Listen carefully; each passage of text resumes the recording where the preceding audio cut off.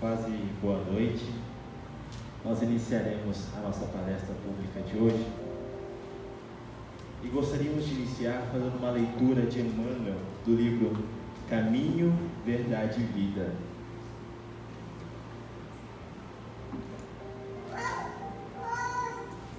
Amas o bastante? Perguntou-lhe pela terceira vez Simão, filho de Jonas, amas-me? Isso está registrado em João, capítulo 21, versículo 17, falado por Jesus. Aos aprendizes menos avisados, é estranhável que Jesus houvesse indagado o apóstolo por 3 vezes quanto à segurança de seu amor. O próprio Simão Pedro, ouvindo a interrogação repetida, entristecera-se, supondo que o mestre suspeitasse de seus sentimentos mais íntimos. Contudo, o ensinamento é ainda mais profundo. Naquele instante, confiava-lhe Jesus o ministério da cooperação nos serviços redentores. O pescador de Cafarnaum ia contribuir na elevação de seus tutelados do mundo e ia apostolizar, alcançando valores novos para a vida eterna. Muito significativa, portanto, a pergunta do Senhor nesse particular. Jesus não pede informação ao discípulo com respeito aos raciocínios que lhe eram peculiares. Não desejava inteirar-se dos conhecimentos do colaborador. Relativamente a ele, não reclamava compromisso formal. Pretende saber apenas se Simão Pedro o amava, deixando perceber que, com o amor, as demais dificuldades se resolvem por si só. Se o discípulo possui suficiente provisão desta essência divina, a tarefa mais dura reconverte-se em apostolado de bênçãos promissoras.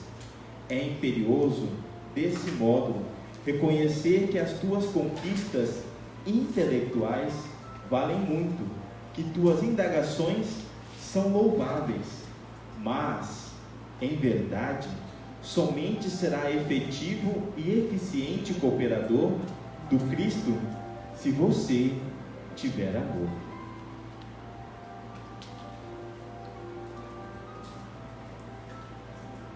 Vamos orar?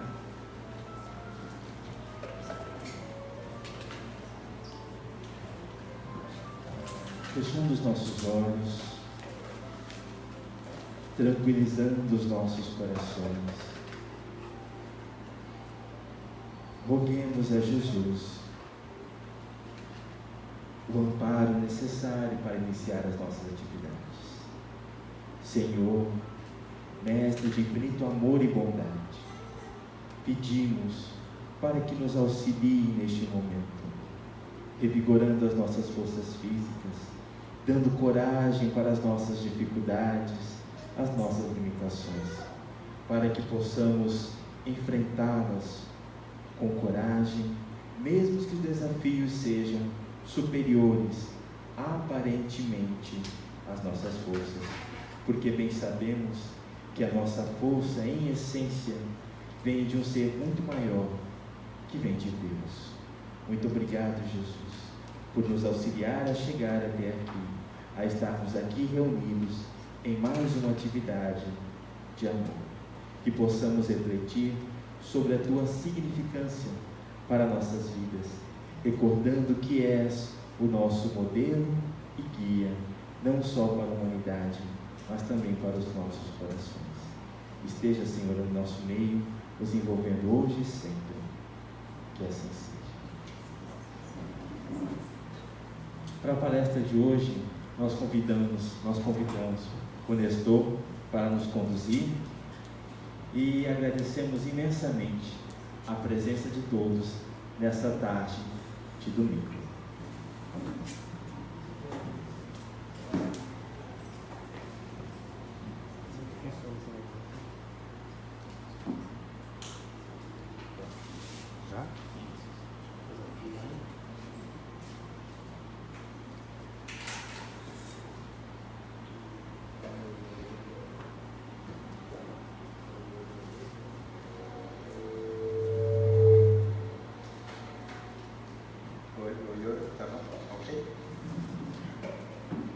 Boa tarde, pessoal.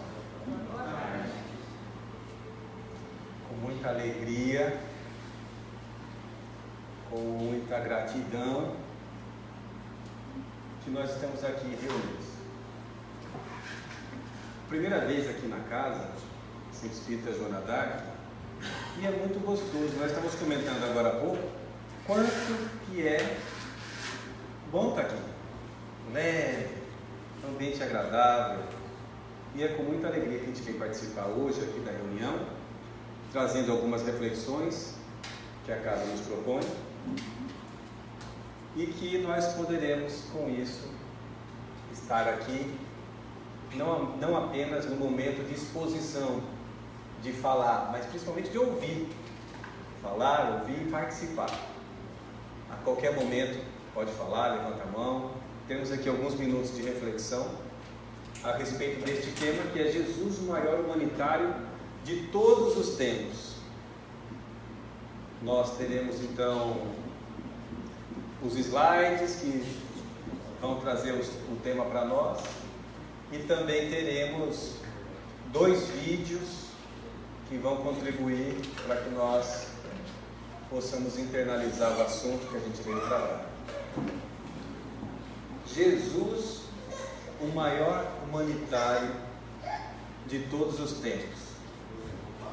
Certamente, aqueles que pensaram nesse tema se recordaram de que amanhã, dia 10, comemora-se 70 anos da Declaração Universal dos Direitos Humanos.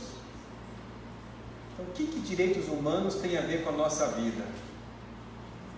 O que direitos humanos tem a ver com o Evangelho que nós sempre estamos refletindo sobre ele no Centro Espírita? O que eu tenho a ver com os direitos humanos? O que isso tem a ver com a minha vida? Faz sentido isso na minha vida ou não? É sobre isso que nós vamos refletir. Jesus, o maior humanitário. Então, para começar, por favor, aperta aí, meu amigo. Passador de slides oficial. Jesus e os direitos humanos. Passa aí, chegada. O que significa ser humanitário? Quando nós ouvimos falar, aquela pessoa é um humanitário, que ideia que vem na nossa cabeça? O que é um humanitário? Uma pessoa humana. Uma pessoa boa. Que mais? Se doa. O que mais quer ser humanitário? Que se preocupa com os outros.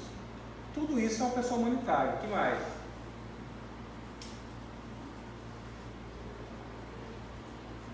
Por que ele é humanitário? Por que não pode falar uma pessoa boa?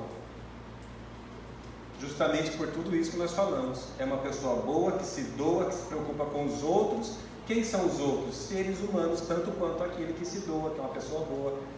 O foco da pessoa humanitária é o outro ser humano, tanto quanto ele é. Então, ser humanitário é a pessoa que consegue ser humanitário, é aquela que sabe seu papel na vida, sabe que a vida tem sentido, tem sabor, tem gosto, tem desafios e tantos desafios, mas que esses desafios também são formas de fazer com que nós possamos superar a nós mesmos, nos tornando pessoas cada vez melhores, cada vez mais humanas. Tudo isso é uma pessoa humanitária. Jesus é o maior humanitário para nós. Pessoa humanitária é aquela que gosta de pessoa, porque tem muita gente que fala assim, certamente que nós nunca falamos. Olha, mexer com gente, Já ouviram isso por aí? Aqui ninguém fala, mas lá em casa eles falam muito. Mexer com gente, como se fosse possível não mexer com gente. É possível estar na vida e não lidar com seres humanos? Não tem jeito. A gente acorda e já tem uma pessoa do lado. Ou não tem uma pessoa que a gente gostaria que tivesse. Está com a pessoa na mente. Está no trânsito, está com o ser humano. Está no trabalho, está na escola, está no centro espírita. O tempo todo, o ser humano é uma bênção para que nós possamos conviver, aprender e também nos doarmos. Tudo isso faz parte do conceito de ser humanitário. Passa aí, João. E o que são os direitos humanos? Se ser humanitário é uma pessoa que se doa, uma pessoa boa, uma pessoa que se preocupa com os outros e que faz com que os outros sejam valorizados tanto quanto a pessoa também quer ser valorizada, veja aí o conceito, a essência da caridade. A pessoa humanitária é aquela que tem o senso da caridade, que a caridade nada mais é do que fazer ao outro aquilo que nós desejamos que o outro faça para nós. Ser humanitário é se preocupar com o direito humano do outro. E o que é o direito humano? Quando nós falamos assim, direitos humanos, que devem na nossa cabeça? Recentemente, ouvindo um programa de rádio, aí estava lá um advogado, conhecido nosso, atuante em diversas frentes, nas artes, espírita também, e trabalha pelos direitos humanos. E ele foi ser entrevistado no programa de rádio.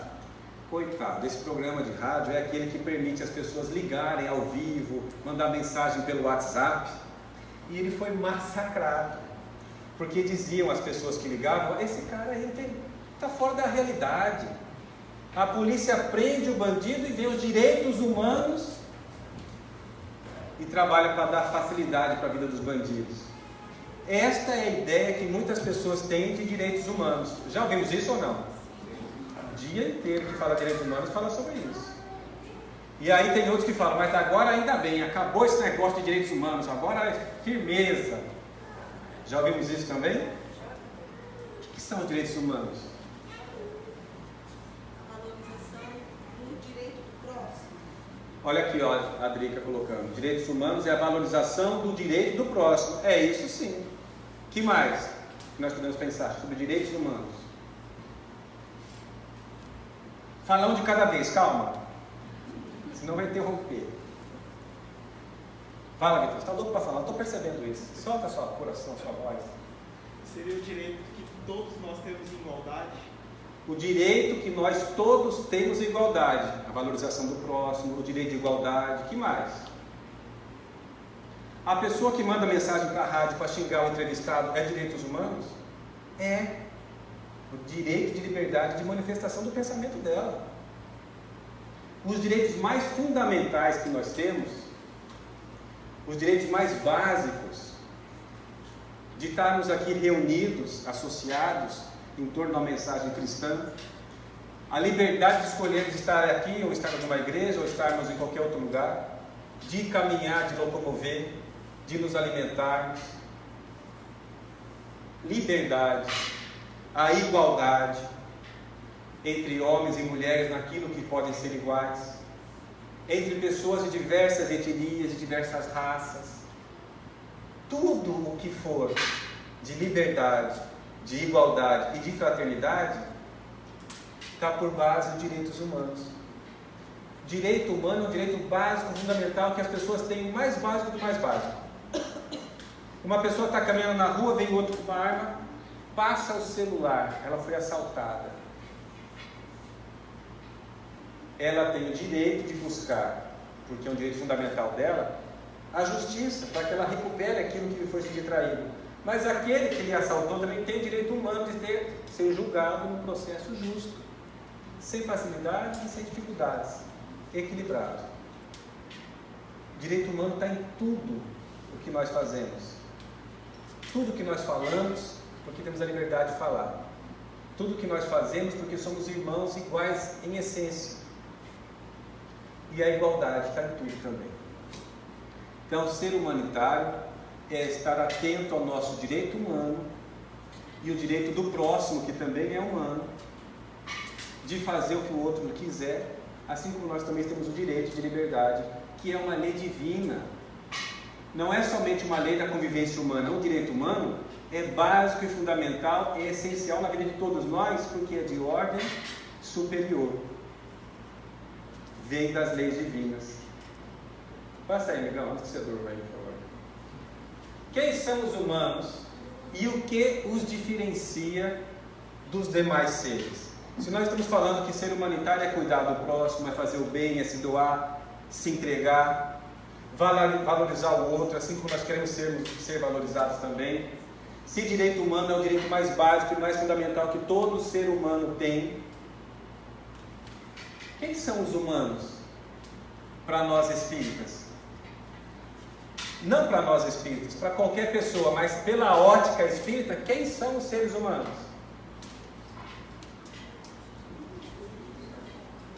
Somos os espíritos, os seres inteligentes que habitam o universo. Somos os espíritos eternos, imortais, que estamos aqui hoje, vivenciando uma experiência material, mas somos seres espirituais.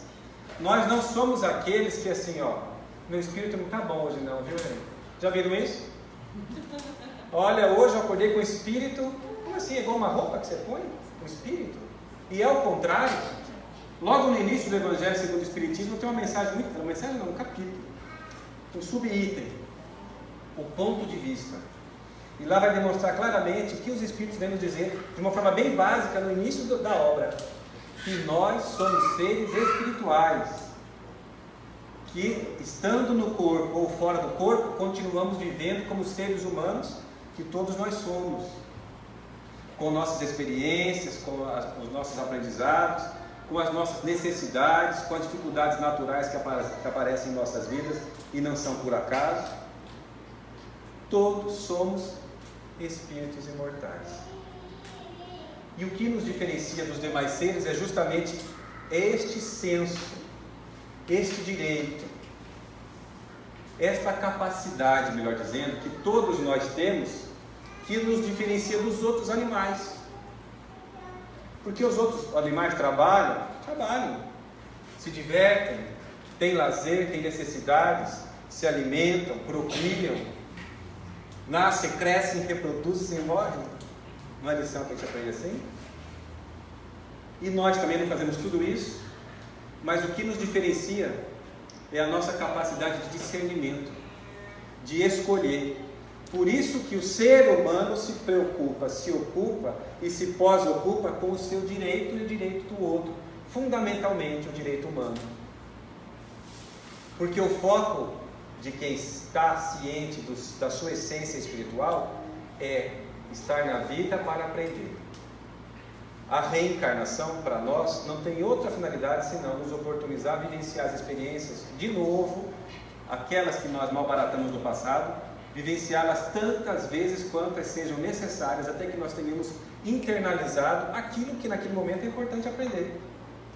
Então, se eu fui abusador do próximo, naturalmente eu vou passar por situações que eu escolhi antes da reencarnação para que possa reparar aquilo que eu fiz equivocado no passado. Se eu fui uma pessoa que escravizei, eu vou ter oportunidade então de conviver com aquelas pessoas que eu maltratei, e muitas vezes elas, aparentemente do nada, não gostam de conviver conosco. Se eu fui uma pessoa que não aproveitei as oportunidades na condição de aprendizado, seja de servidor, de trabalhador, de escravo inclusive, e no mundo espiritual decidi fazer justiça, entre aspas, com as próprias mãos, na vingança, terei também a oportunidade de, na minha reencarnação, bem preparados que nós somos para reencarnar, escolher as provas em seus gêneros, para que nós possamos vivenciar, com base no olhar do direito humano, que é da essência da caridade, que é do exercício constante da compaixão cristã, que é ver o outro como o ser espiritual que ele é, buscando sempre compreender mais do que queremos ser compreendidos. Então nós podemos sim ser mais humanitários, entender que direito humano, podemos dizer, é um direito espiritual, porque se o espírito é humano, e nós podemos saber também que o que nos diferencia é essa capacidade de exercitar o livre-arbítrio. Se eu sou feliz hoje, é porque eu estou escolhendo esse caminho. É óbvio que a felicidade plena, total, não é da nossa vida nesse momento ainda. Não dá para ser absolutamente feliz na Terra ainda, porque vivemos num mundo de muita injustiça, de muita ingratidão, de colher frutos amargos daquilo que nós plantamos, de ter situações desagradáveis diariamente. A felicidade plena não é possível ainda por isso, mas é possível escolher o caminho do bem, da verdade e da vida. Tudo isso é possível. Isso nos torna seres humanos, seres espirituais. Faz sentido, gente? Se não tiver sentido, vocês mandam um e-mail, tá? Para Tiago, @ ele tá, me convidou. Passa a mensagem. Passa mais um, por favor, João. Vamos falar de exemplos de direitos humanos? Vamos dar já falamos de tantos, mas o que vem de direitos humanos? Um exemplo. O que seria um direito humano que sempre está sendo falado? Educação. Direito à educação. Por que direito à educação é um direito humano?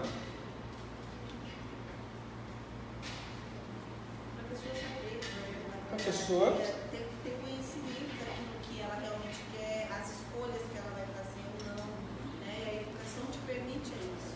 Escutaram a dica, gente? Primeira vez no centro espírita, tá? A pessoa ter direito à busca do aprendizado, ao conhecimento, a se preparar para saber escolher. O que mais que é direito humano? Hã? A vida é um direito humano, básico dos básicos. Direito a viver uma vida de qualidade. Direito de ter uma casa, uma propriedade é um direito humano? Saúde. Direito de caminhar. Direito de conversar, falar, opinar. Tudo isso é direito humano. Mas muitas vezes nós percebemos que as pessoas desrespeitam. Que pessoas? Nós mesmos. Desrespeitamos os direitos humanos. De formas, muitas vezes, que nós nem percebemos. Todas as vezes que nós desconsideramos, de qualquer forma mínima ou absurda, o direito do próximo, nós estamos ofendendo o direito humano. Falamos agora há pouco do cara que foi assaltado. E nos recordamos de uma história que tem uma semana mais ou menos atrás, que circulou nas redes sociais, de um jovem que estava ali caminhando e veio um outro com uma arma e passa aí, dá o dinheiro, assalto. E o jovem assaltado deu uma de Jack Chan ali, uma de ninja, tirou a arma do cara e não era de verdade a arma, pior ainda, jogou longe, deu uma surra no bandido. E depois que o suposto ser humano, que também bandido, estava no chão, ele deu umas 5 bicudas. Sabe o que é bicuda? É chutar com a ponta do dedão na cabeça do sujeito. Se defender é um direito humano? É. Mas há excessos ou não há excessos? Aí as pessoas começaram a criticar nas redes sociais. Já vem os direitos humanos defender o cara que está sendo... Por pior que seja o bandido, corrupto, estuprador, violento, é ou não é um ser humano? Todos nós não erramos na vida. Quem convive com a gente sabe como é que a gente é. Minha mãe, que ontem completou 81 anos, antes de ontem, ela me ensinou: você quer conhecer uma pessoa? Conviva com ela. Mas ela fala assim, ó: quer conhecer a pessoa? Come 2 kg de sal com ela. Sabedoria cacerense. Come 2 kg de sal com ela. Porque para comer uma pitada de sal já vai um dia, né? Para comer 2 quilos significa conviver bastante. Porque nós, quem vê por fora, olha que pessoa bacana, humanitária, faz o bem, se doa, vai conviver. Para ver como é que é. No trabalho, em casa, na família. Na rede social é a melhor foto. Não é? Até porque a gente tira várias e põe só uma. Antigamente era 36 poses para escolher, né, Alberto? Não faz muito tempo isso. É Alberto pinta a barba, vocês não sabem a idade dele. Mas agora não, a gente põe a foto melhor e as pessoas acham, ó, que cara bom, que moça bacana. Mas o que está dentro? Porque muitas vezes estamos nos ocupando de passar uma imagem. Mas o importante é o que eu estou fazendo da minha vida, com a oportunidade que a vida me oportuniza, que Deus me dá, de viver como um ser humano espiritual que eu sou. Vamos lá, João, antes que você durma aí, passa mais um. Jesus e os valores humanos. Vai, mais uma aí. Quem é Jesus? Esquecendo conceitos teorizados, acadêmicos, que nós aprendemos também no Centro Espírita. Jesus é... Não tem assim, uma frasinha assim? Quem que é Jesus? Antes de falar de Jesus, nós espíritas, para nós espíritas, que nos dedicamos um pouco a estudar uma coisinha mínima, já aprendemos que na nossa vida, ao longo da história, existiram 3 revelações de ordem divina. A primeira, a vinda de Moisés, naquela época em que as pessoas acreditavam em qualquer coisa e criavam deuses para qualquer coisa. É um bezerro de ouro, é um deus do ouro. Aquela montanha mais alta é o Deus montanha. E ele veio trazer a ideia de que Deus é nosso Pai, Criador, único. Nos trouxe os 10 mandamentos. Ali está a essência, até hoje, da lei divina. 1500 anos depois da vida de Moisés, a humanidade se preparou, diversos espíritos benfeitores vieram preparando a vinda da segunda revelação, que veio com a encarnação de Jesus. Jesus é o único ser que nunca reencarnou na Terra, foi uma encarnação somente. E ele veio trazer para nós a ideia de cumprir a lei de Moisés, mas com alguns acréscimos, salientando a importância do amor e da fraternidade. Senhor. Sim, senhor. Jesus é filho de Deus. Jesus é filho de Deus, é ou não é? E você também é?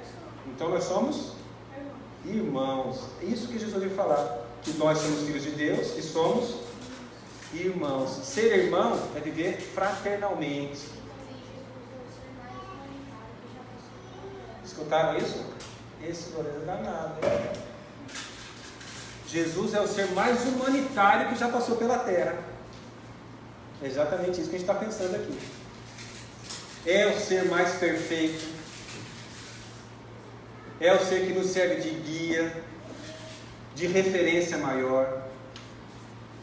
Por mais que nós estejamos passando por dificuldades, alguém aqui não passa por dificuldade? Todos passamos. Pode até ser que quem conviva mais intimamente com a gente não saiba o que está na nossa intimidade, a dificuldade que nós passamos, o desafio que é. E nós temos em Jesus a maior referência, para que nós possamos, inclusive, imitá-lo. Imitar Jesus não significa querer ser a essência do que Jesus é, porque ele trabalhou muitos anos luz para ser o espírito crístico que ele é. Mas a imitação é o primeiro passo para quem está no processo da aprendizagem. Quem trabalha na área de educação, pedagogia ou outras formas de educação, sabe que imitar é a forma de aprender. Tanto é que os filhos imitam os pais. O pai pega papel, amassa, joga no chão, tem certeza que o filho vai ser um porcão. O pai é aquele que xinga e mostra dedo no trânsito, eu tenho certeza que o filho vai ser agressivo e violento na escola onde estiver. O pai é exemplo, porque nós estamos, olha aí, ó. A mãe também, direitos humanos que nós homens temos de igualdade, está aqui. Mas olha só, esse cara, né? Jesus é a referência, nós podemos imitá-lo. A gente escutava assim, imitar Jesus, que coisa piegas, quer fazer igual. Não é querer fazer. É ter ele de referência, porque a imitação é o primeiro passo no processo de aprendizagem. Claro, fazer tudo o que for para fazer do nosso jeito, com a nossa voz, com o nosso sotaque, do nosso jeitinho, mas tendo referências. Quantas referências nós temos na nossa vida? Olha, eu conheci uma pessoa há muito tempo atrás, aquela minha referência no meu trabalho. A minha mãe, em certas coisas, é referência para mim. Olha, tem um companheiro lá, que eu conheço, no meio que eu trabalho, olha, é uma referência para mim aquele cara. Porque ele faz de um jeito... Eu queria cantar como o Marquinhos canta, é uma referência do cantor. Estou longe, mas posso me inspirar. São referências.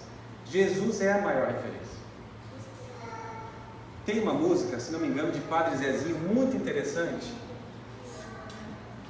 que lá, antes dos 18 anos, nessa encarnação, quando nós íamos à igreja, cantávamos sempre, e fala assim, quando uma pessoa lhe perguntava, quando está passando por uma situação, a música fala como se a pessoa estivesse respondendo, que ela queria ser assim como Jesus, amar como Jesus amou. Conhece a música? Todo mundo conhece? Vocês estão tudo católico? Viver como Jesus viveu, sentir como Jesus sentiu. Já viram isso? Esta é a proposta espírita também, cristã. Ter Jesus como referência. O que ele faria nessa situação? O que o Evangelho de Jesus está me ensinando? O que eu posso fazer? Jesus, sendo essa referência maior, ele trouxe para nós os direitos humanos, mas não pela primeira vez. Muitos outros já tinham falado. Mas era preciso que ele vivesse tudo aquilo. Todas as situações. Passa para nós aí, João. Mais um. Então, dentre as missões de Jesus, trazer o amor, a fraternidade, trazer a revelação divina, que ele veio pessoalmente, encarnado, trazer. Mas nós sabemos também que Jesus, além de ser o ser mais perfeito, ele é um governador, um líder espiritual da Terra e do Sistema Solar. O que significa dizer que ele está, mesmo antes de Moisés e tantos outros profetas na Terra, ele está muito antes, na formação, em todas as fases, nas mudanças, nas eras. Ele já era Jesus e continua conosco. Então a missão dele é muito ampla e o foco dele é que nós, filhos de Deus, irmãos de Jesus, possamos crescer como espíritos imortais que somos. Esse é o direito humano. Por isso também ele é o maior humanitário. Não somente porque ele viveu, experimentou, deu exemplos diversos, mas também porque ele é o governador, o líder espiritual. Ser líder, ser governador espiritual, não é como aqui na Terra que nós elegemos seres humanos para nos governar. Só pode alcançar essa condição aquele que realmente tem autoridade moral máxima. Temos exemplo disso no livro Nosso Lar, que quem não lê o livro pode ver o filme, que é muito interessante, e mostra lá o ministro, que há séculos está lá governando uma colônia espiritual no nosso lar. Pela autoridade moral. Quantas e quantas situações ele já passou por ali. Passa aí, Filhão, por favor. Mais uma. Jesus não veio destruir a lei, mas cumpri-la, dar verdadeiro sentido e adaptá-la ao grau de adiantamento que a humanidade já alcançara. Inicia-se a maioridade espiritual da humanidade, pois as pessoas podiam compreender o código da fraternidade e do amor que ele ensinou, exemplificando, vivendo as situações, como pai e como mãe fazem com as crianças, vivendo. O que é interessante aqui, olha só, inicia-se a maioridade dos seres humanos, inicia-se a maioridade dos direitos humanos, oportunidade maior para que nós possamos nos espelhar em Jesus, desde a passagem dele, e estimulados pelas lições de Jesus, sermos também humanitários, como ele exemplificou. Tio, a gente deve imitar Jesus, mas do nosso jeito. Tio, tem uma tarefa para você fazer. Aí a professora passa a resposta na outra. Aí a professora fala assim, ó, você pode escrever com a Exatamente isso. Vocês escutaram o que ele falou? Nós podemos, olha que verbo bem colocado. Ele não falou assim, nós temos que imitar Jesus. Porque ninguém tem que nada, nós somos obrigados a nada. Faz se quiser, porque é direito humano, a liberdade que nós temos. Nós podemos. Olha, sua segurança é danado demais. Ele está falando aqui de exercitar o livre-arbítrio. Essa cara não está nada, vieram preparado, né? Não são espíritos da primeira vez, não. Enfim, nós podemos imitar Jesus. Não devemos, mas nós podemos. Como quando a professora passa uma tarefa, passa a questão na lousa e a professora fala assim: faça o que é certo, mas com as suas palavras. Ou seja, para nós, analogia, façamos o que o Evangelho nos convida a fazer, um convite de Jesus, mas do nosso jeitinho, com as nossas palavras. Faça isso, não? Tá bom. Jesus é a mulher adúltera. Nós temos na vida de Jesus, nosso tempo voa, né? Coisa, né? Nós temos na vida de Jesus, enquanto ser encarnado, diversas situações nas quais ele valoriza os direitos humanos. Jesus é considerado por muitos como o primeiro feminista da história, porque ele reconhece a mulher como um ser humano que ela é, nem mais, nem menos. É um ser humano, até porque o espírito não tem sexo. E quanto mais evoluído espiritualmente nós formos, mais o ânimo e a ânima, nossa vertente de aprendizado feminina ou masculina, vão se aproximando cada vez mais. Jesus, em diversos momentos, usou seu lado ânima feminino para agir amorosamente, acolher. Mas quando foi necessário, agiu com ânimo, com firmeza masculina. Quando, por exemplo, expulsou os vendilhões do templo, em tantas passagens. Mas ele tinha isso já totalmente equilibrado. Nós estamos a caminho, aprendendo, respeitando. E ele pregando ali para as pessoas em volta dele, falando das coisas do meu Pai, como ele dizia, as coisas de Deus. Chega um homem trazendo uma mulher e falando: Jesus, o senhor é o mestre mesmo? Pois essa mulher foi pega traindo o marido. E a lei diz que é necessário que nós a apedrejemos, porque ela foi pega em adultério. O que o senhor diz? Jesus foi pego em armadilha, né? Ou quase foi pego. Colocaram a armadilha, mas ele teve uma outra saída humana. Porque se ele falasse, tem que cumprir a lei, como ele disse agora há pouco, que não veio mudar a lei de Moisés, mas cumpri-la, mandava apedrejar. Mas ele pregava amor, fraternidade, perdão, compaixão. Jesus falou assim: pegaram ela traindo o marido? Aí ele abaixou e começou a escrever no chão. Imaginemos nós passando de carro na Miguel Sutil, um acidente, atropelamento. Nós somos aqueles que passamos nem olhamos, né? Ou nós somos aqueles que passamos, olhamos e dá uma curiosidade: quem é que está aí, será, né? 3 carros engavetados, quem que bateu? Será que eu conheço? A nossa curiosidade às vezes nos atrapalha, que a gente atrapalha a coletividade toda do trânsito.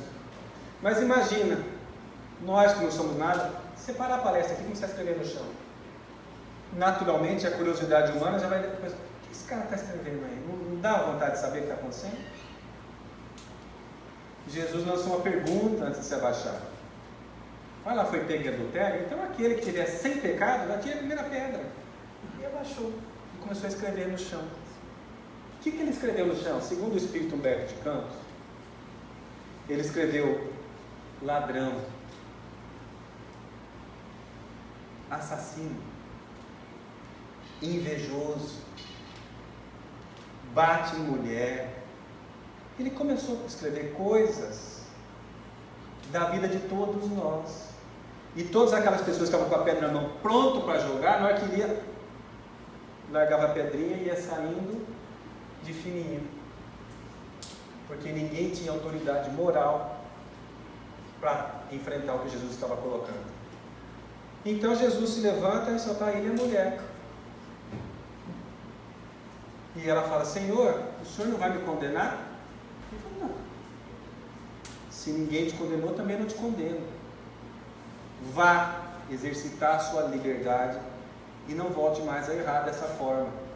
Mas o que é interessante notar é que Jesus entendia a essência do ser humano e percebeu que essa mulher não traiu sozinha. Tinha quem com ele? Outra pessoa. Porque certamente um homem. Por que ele não foi trazido para cá? Para essa situação de julgamento? Porque tudo que existia na época era para menosprezar, isso há 2000 anos, menosprezar o ser humano que é a mulher. Ainda hoje, quantas e quantas mulheres pensam que tem que passar por tudo para aguentar tudo, porque ela sente que tem que ser assim, porque ela aprendeu assim, porque a mãe dela aprendeu assim, porque a avó e a bisavó, e vende ela anulando os seus sentimentos, suas emoções, para não desagradar.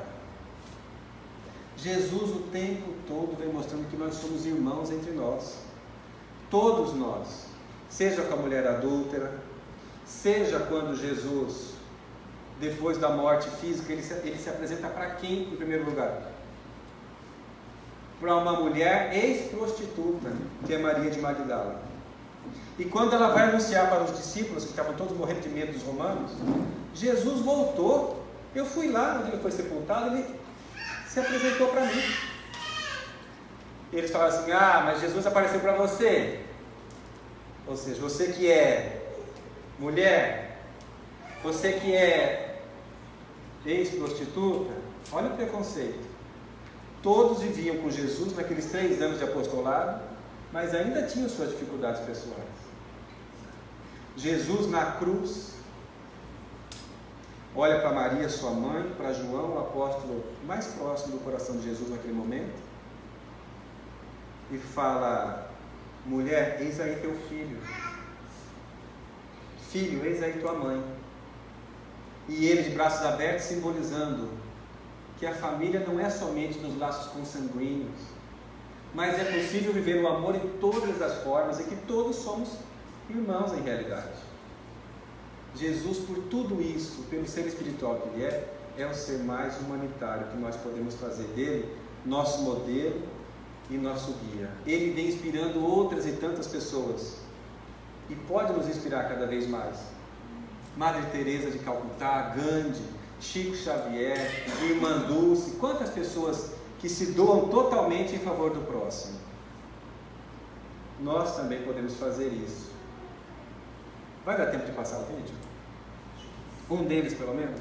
Acho que sim, né? Passa o segundo. 6h45, a gente vai até 7h10. Ah, então vai dar. Passa, passa, passa. Passa, passa, passa. Passa de novo. Continua. Outra vez. Mais rápido. Isso aí. Isso.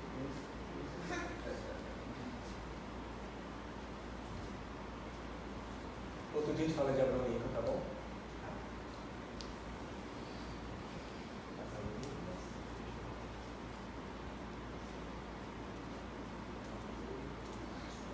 E o som?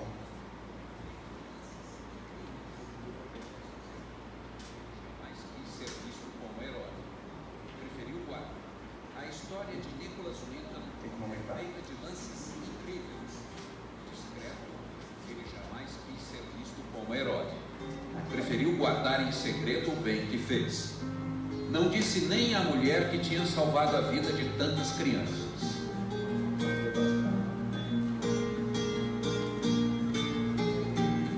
Ao arrumar o sótão de casa, ela descobriu por acaso um velho álbum coberto de poeira.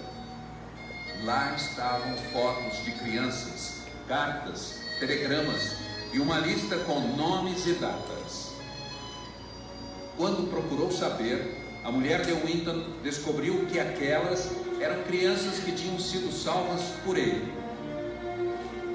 O que teria acontecido com elas?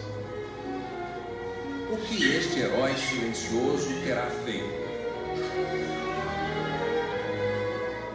Quando tinha apenas 29 anos, Winton viajou para a Tchecoslováquia em companhia de um amigo nas férias de fim de ano. Lá ficou impressionado com o clima de medo. A Tchecoslováquia já estava sob o domínio da Alemanha nazista. Winton teve uma ideia: tentar mandar para fora da Tchecoslováquia crianças de famílias perseguidas. Começou a escrever por conta própria para vários países pedindo ajuda. Organizou uma primeira lista de nomes. Somente a Inglaterra e a Suécia aceitaram receber aquelas crianças. Winton organizou a viagem. Era uma decisão difícil. Para escapar do horror nazista, as crianças teriam de ser mandadas para longe dos pais. I'll never forget. Nunca me esqueci da angústia que pude ver no rosto dos meus pais, diz esta mulher. As crianças que partiram para um lugar seguro, a Inglaterra, não sabiam, mas jamais veriam os pais de novo. Os pais, a maioria judeus, morreriam nos campos de concentração nazistas.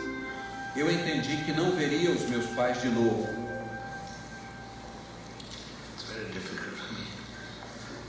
É difícil falar.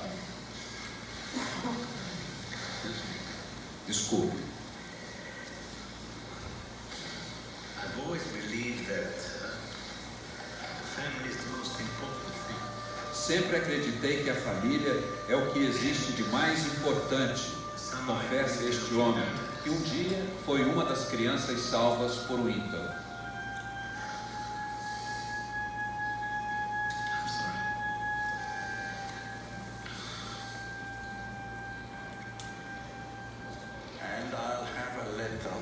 Guardo a carta que meus pais me mandaram dias antes de serem enviados para o campo. Se é verdade que quem salva uma vida salva a humanidade, o que dizer de quem salva 669 vidas? Quando as crianças desembarcaram na Inglaterra, lá estava Nicholas Winton esperando por elas. Uma imagem rara registra Winton na plataforma de desembarque com uma das crianças. Winton só lamenta que o último trem, que traria 250 crianças, não tenha conseguido sair da Tchecoslováquia. O início da guerra, no dia 1º de setembro de 1939, tornou a viagem impossível. Nenhuma das crianças que não conseguiram embarcar sobreviveu. Também foram mandadas para os campos de extermínio.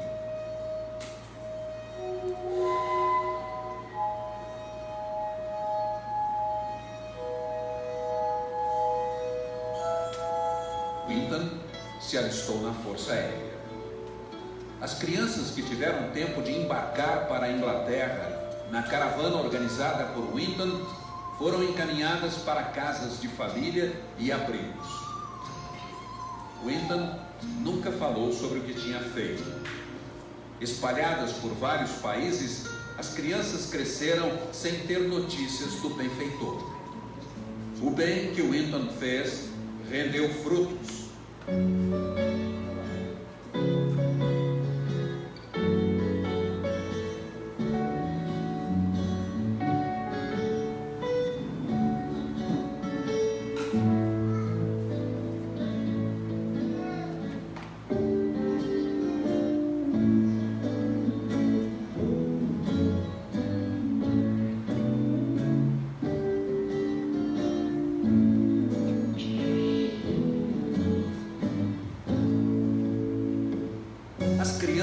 Salvas por Winton, se tornaram adultos generosos. Para expressar a gratidão pelo que aconteceu comigo, tento ajudar os outros. Adotei 3 crianças. Hoje trabalho 2 dias por semana como voluntário num hospital infantil. Uma das melhores características do ser humano é a decência. Nicholas é um dos seres humanos mais decentes que conheci. Desde que a história de Winton se tornou pública, ele começou a receber todo tipo de homenagens. A rainha da Inglaterra chamou ao palácio para entregar uma condecoração. O governo da República Tcheca fez uma grande homenagem. O presidente dos Estados Unidos mandou uma carta de elogios e agradecimentos. Mas o agradecimento mais comovente veio daqueles que Winton um dia salvou da morte certa. Um programa de TV inglês encheu o auditório de sobreviventes que foram salvos por ele quando eram crianças, mas nunca o tinham encontrado. Primeiro, a apresentadora avisa a Winton que a mulher sentada ao lado tinha sido uma das crianças que ele salvou.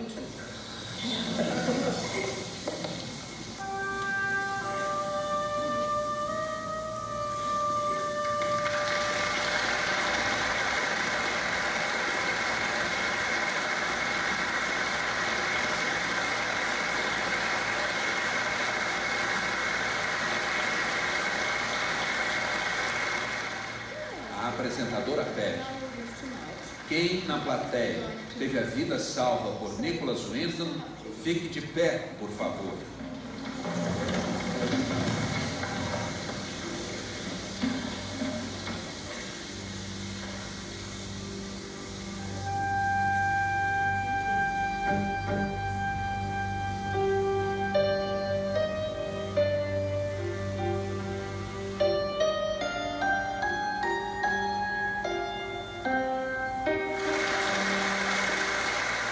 O agradecimento vem em forma de aplausos demorados e lágrimas.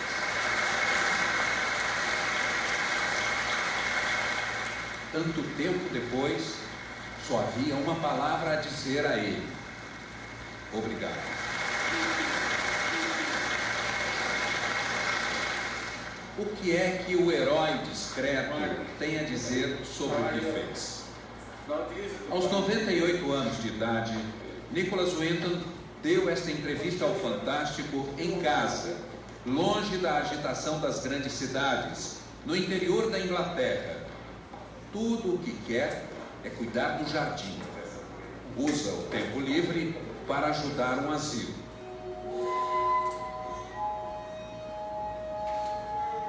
Por que o senhor guardou segredo por tanto tempo? I didn't keep silent, I just didn't talk about it. Não é que eu tenha ficado em silêncio. I mean, when I O que aconteceu é que eu não tinha o que dizer sobre o que fiz. O senhor se considera um herói? I don't think myself as a hero. Não me vejo como um herói. Para ser herói, alguém precisa fazer algo de perigoso.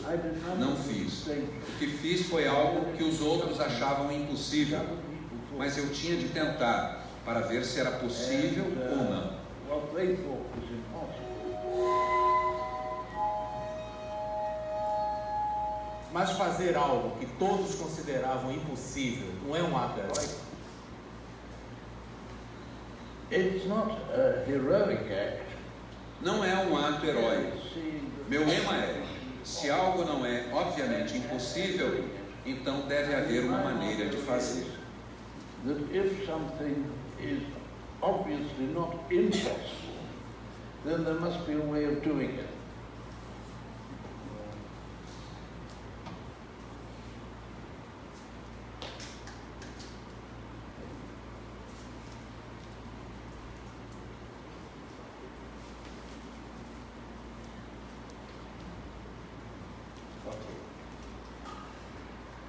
Alguma referência a Jesus nesse vídeo? Falou de Jesus? Não falou sobre Jesus, falou sobre os atos bons e os atos bons. Não falou de Jesus, mas falou dos atos bons de humanitarismo que Jesus deu exemplo.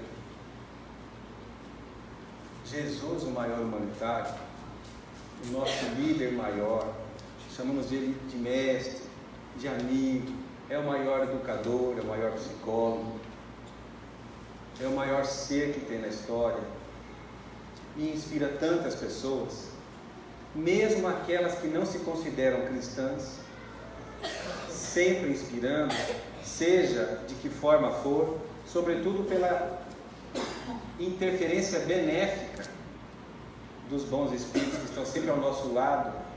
Sempre ao nosso lado, nós nos esquecemos disso. Todos nós temos o nosso anjo da guarda, os benfeitores espirituais. E esquecemos de acessar essa ajuda aqui. Não é de graça, é merecimento que também nós temos. Jesus é o nosso maior guia espiritual. E quantas pessoas ele vem influenciando para que faça o que tinha que fazer. Se não tem um jeito de fazer que ninguém saiba, vamos descobrir qual que é o modo de fazer que seja possível. Quantas lições ele colocou aqui. E todas aquelas crianças que Nicholas Winton salvou, qual que é a tendência delas na vida delas, enquanto adultas? Adotar também, ajudar alguma instituição também, fazer o bem que seja possível fazer, porque o bem contagia. O mal só contamina onde o bem não está contagiando, porque nós não estamos entendendo ainda a importância e o sabor de nos colocarmos na vida como seres humanos que nós somos.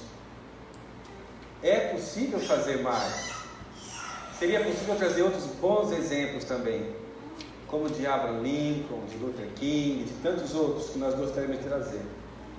Mas o que é importante para nós agora é refletir. Passa para nós, por favor, João.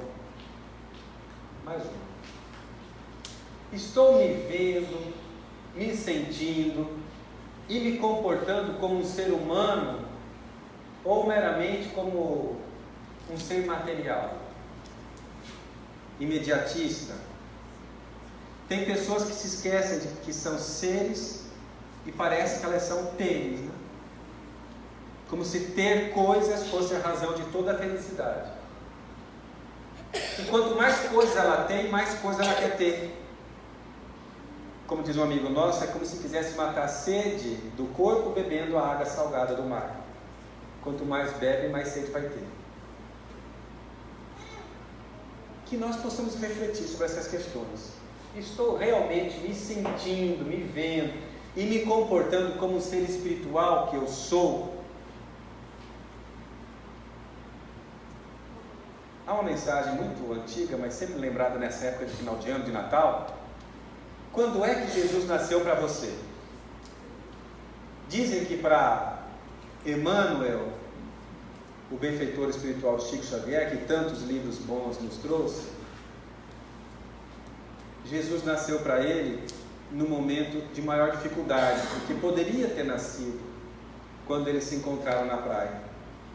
Mas Jesus realmente fez sentido para o senador Públio Lentulus, Emmanuel, naquela época, quando ele sai da arena do circo romano após sua esposa ter a vida estraçalhada do corpo físico pelas feras, e ele começa a dizer: eu tive toda a oportunidade, ele cai em si, eu tive toda a oportunidade de seguir o convite de Jesus, mas por orgulho, por entender que um romano não tem que se misturar com as pessoas simples, eu não quis me envolver. Mas agora faz todo sentido para mim. Para Saulo, o conhecedor da lei de Moisés, o pregador que perseguia aqueles que ele entendiam que eram errados, os cristãos, Jesus fez sentido e nasceu para ele quando ele descobriu que a sua noiva era irmã daquele que ele perseguia, Estevão. E ele foi atrás dos cristãos para que pudesse então acabar com os cristãos que estavam nascendo em outra cidade, em Damasco. E quando na estrada de Damasco ele se encontra com Jesus materializado em sua frente, ele cai do cavalo e cai em si. Percebe tudo o que ele fez e Jesus passa a fazer sentido na sua vida de tal forma que ele pergunta: Senhor, o que queres que eu faça? Em que momento Jesus está nascendo para nós? Já nasceu? Em que nível de conhecimento ou de sentimento? Já estamos agindo tendo Jesus como referência de ser humano? É importante que nós reflitamos sobre isso. A resposta cada um que vai saber na sua intimidade. Pastor João, em que momento me percebo distante da minha essência espiritual? Tenho conseguido viver como espírito eterno em todos os momentos e em todos os ambientes em que me movimento? Fala, amigão. Jesus nasceu para, eu acho que para todos nós, quando a gente começa a seguir as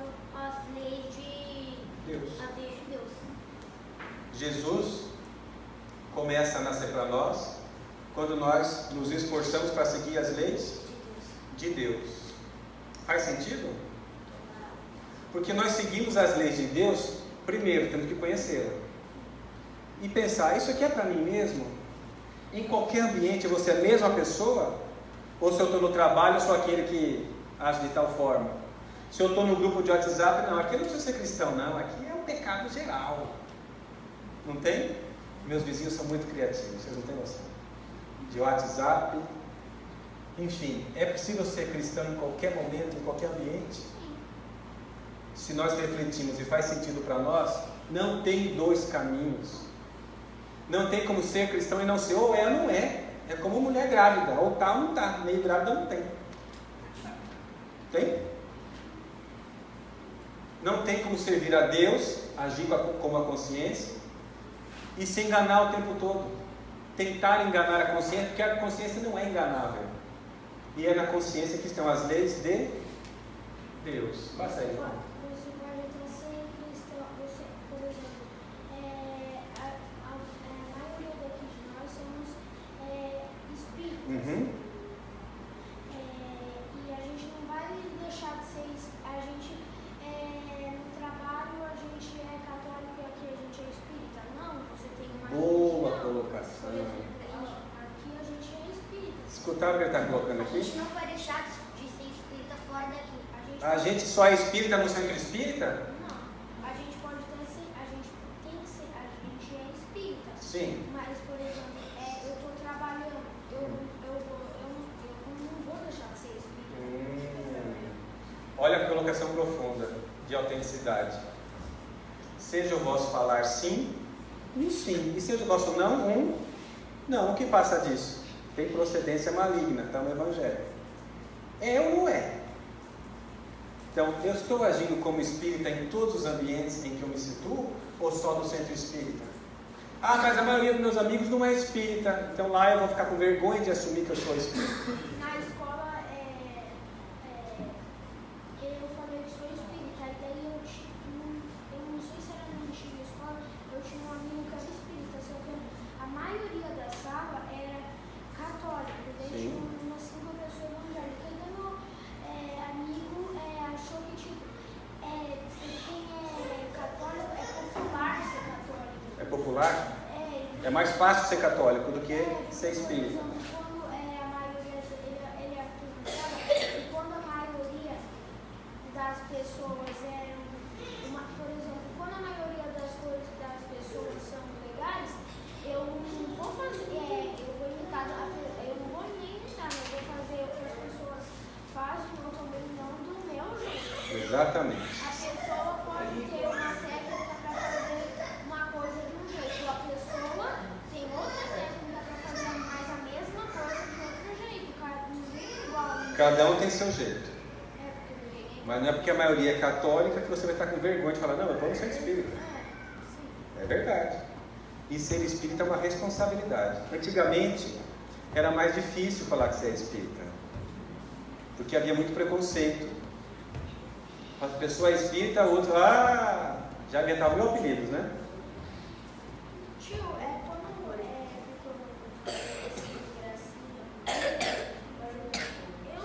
Nem liga. eu ignoro. Você ignora. Muito bem. Eu estou lá conversando, aí começa eu vou conversando. Normal, né? É isso mesmo. Hoje em dia está até chique falar que é espírita. Tem gente que não é espírita e fala que é. Porque já é outro ibope hoje em dia, outro status. Mas realmente tem pessoas que ainda não têm respeito ao direito humano do outro escolher a religião que ele quiser ser. E não importa a religião. Allan Kardec bem disse que o espiritismo não é o futuro, não é a religião do futuro, mas talvez seja o futuro das religiões, porque cada vez mais elas se aproximam. A gente vê hoje a Igreja Católica trabalhando em reuniões que são verdadeiras reuniões de desobsessão. A gente vê os grupos de evangélicos que trabalham em células, favorecendo e valorizando as famílias.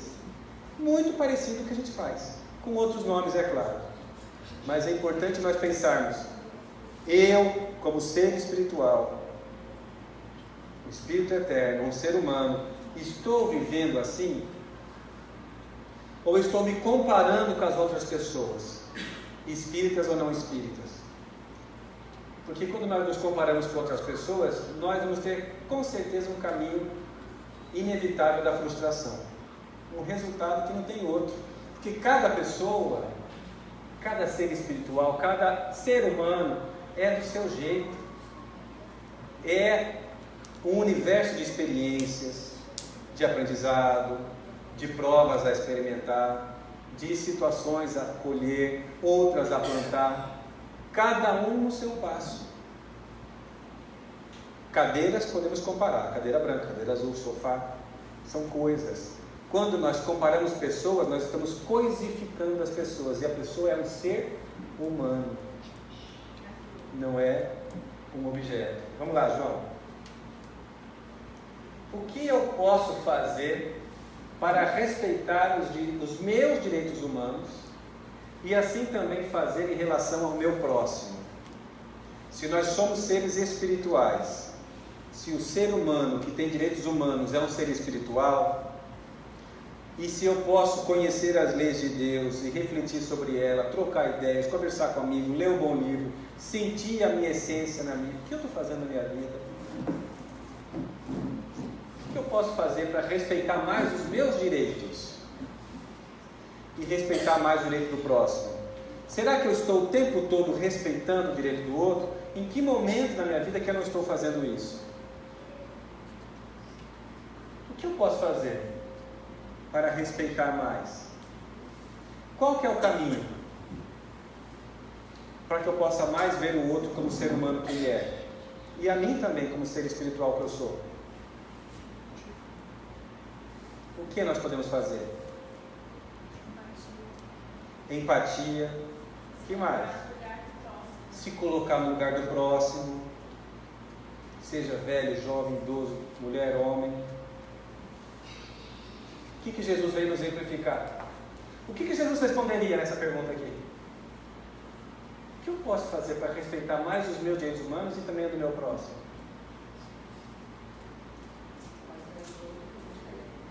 Para a gente fazer ao outro o que nós queremos que os outros nos façam, o que é preciso antes disso? Oi? Refletir dentro de nós, nos amarmos, se colocar no lugar do outro. E quem somos nós? Nós somos espíritos imortais. E isso ninguém tira de nós.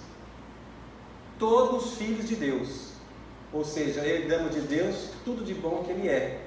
As virtudes, muitas virtudes estão latentes dentro de nós, esperando exercitarmos essas virtudes para que elas se expandam. E quando nós vencemos uma dificuldade, por exemplo, uma pessoa que é muito nervosa e ela busca treinar, qual o sentimento que reverte isso? Ela é muito nervosa, o que ela precisa reforçar?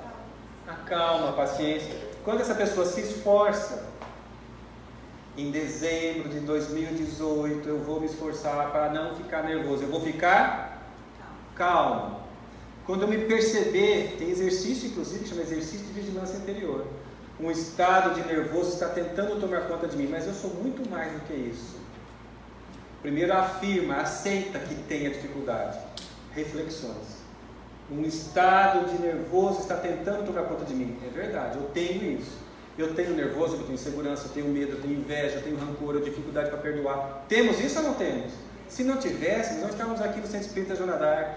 Estava lá na colônia Joana d'Arc, no mundo espiritual. Mas nós temos isso. Um estado de nervoso está tentando tomar conta de mim, aceitou. Mas eu sou muito mais do que isso. Olha aí, já conectou com a essência divina que nós somos. Esse é um exercício mental que nós podemos fazer. Um estado de insegurança está tentando tomar conta de mim, de medo, mas eu sou muito mais do que isso. Eu sou segurança, coragem. Nós nos conectamos com a essência divina que nós somos, com o ser espiritual, filho de Deus que nós somos. Está tentando tomar conta, mas eu sou muito mais. Eu sou, e nós afirmamos mentalmente isso para nós. Quando nós fazemos isso uma, duas vezes, olha que falsidade, eu sei que eu sou nervoso mesmo. A gente fica em briga conosco mesmo. Não adianta eu ficar falando, que eu sei que eu não sou. Mas quando nós falamos mentalmente e repetimos, nós nos metaprogramamos. Fazemos uma programação para passar a agir de forma como nós queremos agir. Por isso é importante falar positivamente, falar coisas boas. Aí, nesse sentido, quando você fala, a pessoa já se conhece. Sim. Então, o principal primeiro é se conhecer. Se conhecer, refletir. Porque você só vai conseguir a transformação quando você se conhecer. Exatamente. Saber as dificuldades que você traz e precisa trabalhar. Exatamente. Exercitar. Exatamente. Aí você E todo mundo faz isso? deveria. Deveria, mas não faz, né? Infelizmente. O importante é que nós façamos. O que eu posso fazer? Refletir, autoconhecimento, entrar nesse processo da autotransformação moral, me conhecer, me programar para ser feliz. Ou nós queremos ser infelizes? Ninguém nasce para ser infeliz. Eu tenho direito, cada um de nós. Falemos para nós mentalmente, eu tenho direito de ser feliz. Não é favorzinho que Deus dá para mim, não. Deus me ama também, Ele é Pai. Quando um filho pede pão, o pai dá pedra? Nunca. E Jesus, para nós, é o bom pastor. Nenhuma das ovelhas que meu pai me confiou será perdida. Ele cuida de cada um de nós. Nós temos tudo para sermos mais felizes. Para respeitar mais a nós mesmos, como seres humanos, e respeitando o próximo. Passa aí, João. O que me impede de agir assim? O que me impede de fazer o autoconhecimento, de refletir, de decidir agir? O que está me impedindo? O orgulho? Como que esse orgulho impede?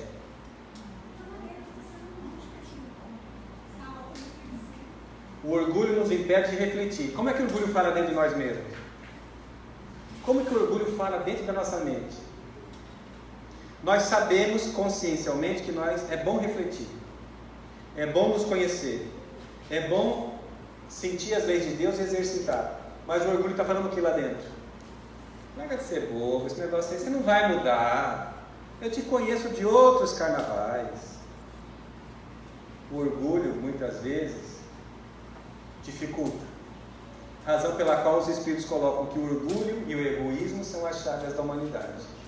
Mas nós somos mais do que esse orgulho. Nós somos filhos de quem? Então nós podemos humildar o orgulho. Fazer exercícios de humildade mentalmente, depois nas nossas atitudes. Passa aí, João. Quais benefícios nós colheremos? Se fizermos tudo isso, seremos mais felizes? Por mais que a vida esteja difícil, teremos um olhar de mais leveza e um jeito mais harmônico de viver? Isso é possível, gente? Isso aqui é uma conversa que é para espírito evoluído. É possível? E nós podemos fazer isso. Nós podemos ser também os instrumentos da paz. Senhor, faça de mim um instrumento da sua paz. É a recomendação de Francisco de Assis. Onde houver ódio, que eu leve amor. E onde houver orgulho dentro de mim, que eu leve humildade. Onde houver ódio dentro de mim, na minha mente, nas minhas atitudes, que eu possa levar amor que acolhe a dificuldade que eu tenho e viver esse amor na nossa vida. Isso é possível. E Jesus, o maior humanitário, conta conosco na condição de menores humanitários, mas sempre filhos ao trabalho. Que Jesus nos abençoe. Nesse mês do Natal, que possamos refletir sobre a nossa missão na vida e que Jesus nasça todos os dias para nós, em nossos corações. Muita paz a todos. Vamos orar? Vamos então fechar os nossos olhos, nos sentando comodamente.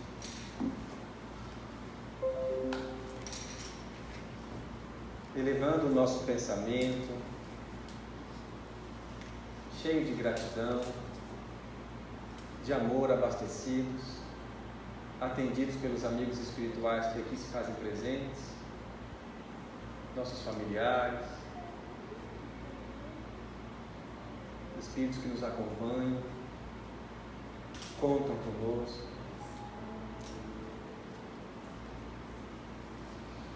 Senhor Jesus, benfeitor amigo de cada um de nós e de toda a humanidade. O Senhor que é a luz nas nossas vidas, nos indicando o caminho seguro do autoencontro, o caminho da paz, do amor, da concórdia com a consciência. Receba, Jesus, a nossa oração de gratidão por tudo que a vida tem nos trazido, por todas as oportunidades de aprender e de servir. Agradecemos, Senhor, pelo alimento, pela roupa, pelo lar, pela família, pelo trabalho, pela saúde. Agradecemos, Senhor, pelas situações constrangedoras, vexatórias, pelas dificuldades, pelas provas, pelas dores. Também agradecemos, Senhor, porque nós já sabemos que tudo isso nos acontece para que nós possamos aprender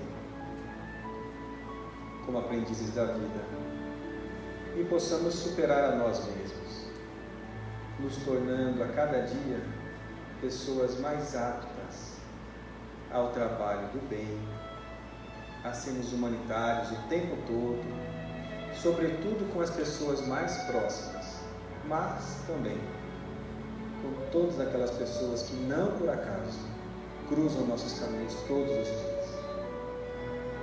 Com o coração abastecido, Senhor, pela oportunidade da reflexão em torno das leis de Deus, da sua vinda, Jesus, dos seus exemplos, nós queremos neste momento pedir que abençoe esta casa que nos acolhe amorosamente, que nos faz sentir tão bem, abençoando seus trabalhadores, suas famílias, mas também abençoando e fortalecendo os trabalhadores espirituais, verdadeiros líderes, que contam conosco sempre na construção da regeneração da terra. Pedimos, Jesus, abençoe todas aquelas pessoas que neste momento passam pela nossa tela mental, familiares, amigos, pessoas com as quais ainda temos tanta dificuldade de relacionamento, a fim de que também recebam essas energias que nós sentimos nesse momento. Agradecemos de coração, Jesus, e pedimos que continue contando conosco como instrumento da paz, do amor, onde quer que nós estejamos. Assim seja. Amigos e amigo Nestor, na verdade, a nossa gratidão pela companhia, pela gentileza, e para simbolizar a nossa gratidão pela tarde de hoje, ao amigo Nestor que preparou com tanto carinho material, a gente pede ao nosso Lorenzo que entregue uma singela lembrança da nossa casa espírita, que você leve com você e assim possa perfumar a sua semana de trabalho, tá bom? Muito obrigado, pastor. Na semana que vem, meus amigos, o tema da nossa reflexão é o seguinte: eu e o Pai somos um. É uma fala de Jesus que nos pede uma conexão íntima com Deus cada vez mais intensa. Quem falará para nós é o amigo Lacordaire Fayad, psicólogo e atualmente é o presidente da Federação Espírita do Estado de Mato Grosso. A gente começa, como vocês sabem, às 18 horas a atividade, mas desde as 5h30 a gente já está aqui, estamos convidados a retornar. Agora a gente tem a atividade do passe àqueles que desejarem e pedimos a gentileza de que a gente aguarde sentado, porque a primeira rodada, a segunda devem ser com as crianças, com os pais que têm acompanhado essas crianças, e depois os nossos trabalhadores vão encaminhar as outras pessoas à Câmara do Passe. Tudo bem? Mais uma vez, gratidão pela companhia e esperamos nos reencontrarmos aqui no domingo que vem. Boa noite.